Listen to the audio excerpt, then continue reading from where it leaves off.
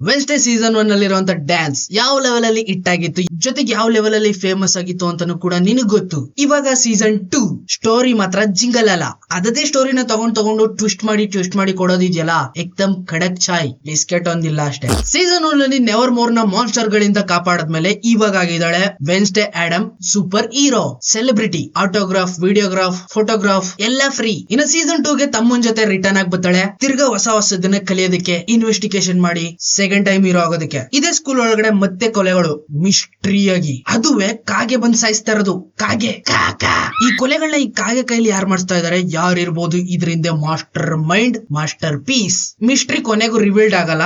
Part 2 ಗೋಸ್ಕರ wait ಮಾಡ್ಬೇಕು next month ವರ್ಗು. ಆಲ್ಮೋಸ್ಟ್ ಸೀಸನ್ 1 ನ ಶೂಟ್ ಮಾಡೋದಕ್ಕೆ 30 ಲಕ್ಷ ಖರ್ಚು ಮಾಡಿದ್ರಂತೆ ಅಫಿಷಿಯಲ್ ಬಜೆಟ್. ಇವಾಗ ಸೀಸನ್ 2 ಪಾರ್ಟ್ 1 ಪಾರ್ಟ್ 2 ಎರಡನ್ನೂ ಸೇರಿ 2.4 crore ಅಲ್ಲಿ ಶೂಟ್ ಮಾಡಿದಾರಂತೆ. ಅದ್ರ ತಕ್ಕನಂಗೆ ಇದೆ ಈ ಸಿನಿಮಾದಲ್ಲಿ VFX CGI. ಇನ್ನು ಈ ಸೀಸನ್ ಅಲ್ಲಿ ಮತ್ತೊಂದು ಕ್ರಿಯೇಚರ್ ಬರ್ತದೆ ಡಿಫ್ರೆಂಟ್ ಆಗಿ, ಅದ್ರ ಮೇಲೆ ವರ್ಕ್ ಮಾಡಿರುವಂತ VFX CGI ನೆಕ್ಸ್ಟ್ ಲೆವೆಲ್. ಅದರ ತಕ್ಕನಂಗೆ ಸುರಿದಿದಾರಲ್ಲ ನೆಟ್ಫ್ಲಿಕ್ಸ್. ಖತರ್ನಾಕ್ ಆಗಿರುವಂತ VFX ಜೊತೆ ಆಡಿಯನ್ಸ್ ನ ಗ್ರಿಪ್ ಆಗಿ ಇಡ್ಕೋತಾರೆ ಸ್ಟೋರಿ ಲೈನ್. ಇನ್ನು ಸೀಸನ್ 2 ಪಾರ್ಟ್ 2 ಗೋಸ್ಕರ ತುಂಬಾನೇ ಎಕ್ಸೈಟ್ ಆಗಿ ವೆಯ್ಟ್ ಮಾಡ್ತಾ ಇದೀನಿ. ಸೀಸನ್ 1 ಅಲ್ಲಿರುವಂತ ವಿಲನ್ಸ್ ಗಳು ಮತ್ತೆ ರಿಟರ್ನ್ ಆಗ್ತಾ ಇದಾರೆ ನ್ಯೂ ರಿವೆಂಜ್ ಜೊತೆ. ವೆನ್ಸ್ಡೇ ಆಡಮ್ ನೆಕ್ಸ್ಟ್ ಮೂವ್ ಏನಾಗಿರ್ಬೋದು, ಮಿಸ್ಟ್ರಿ ಆಗಿರುವಂತ ಇನ್ನೊಬ್ಬ ವಿಲನ್ ಯಾರು, ಇದನ್ನ ಸೀಸನ್ 2 ಪಾರ್ಟ್ 2 ಒಳಗಡೆ ನೋಡ್ತೀವಿ ನೆಕ್ಸ್ಟ್ ಮಂತ್. ಅಲ್ಲಿವರೆಗೂ ಕಾಯ್ಕೊಂಡ್ ತಡ್ಕೊಳಕ್ ಆಗಲ್ಲ. ಫ್ಯಾನ್ ಥಿಯರಿಗಳನ್ನ ಹುಡುಕ್ತಾ ಇರ್ತೀನಿ, ಕೊಡ್ತಾ ಇರ್ತೀನಿ, ತಗೋತಾ ಇರ್ಬೇಕಷ್ಟೇ. ಆದಷ್ಟು ಬೇಗ ಸಿಗ್ತೀನಿ ಸೀಸನ್ 2 ಪಾರ್ಟ್ 2.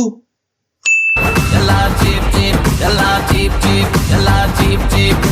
ಚೀಪ್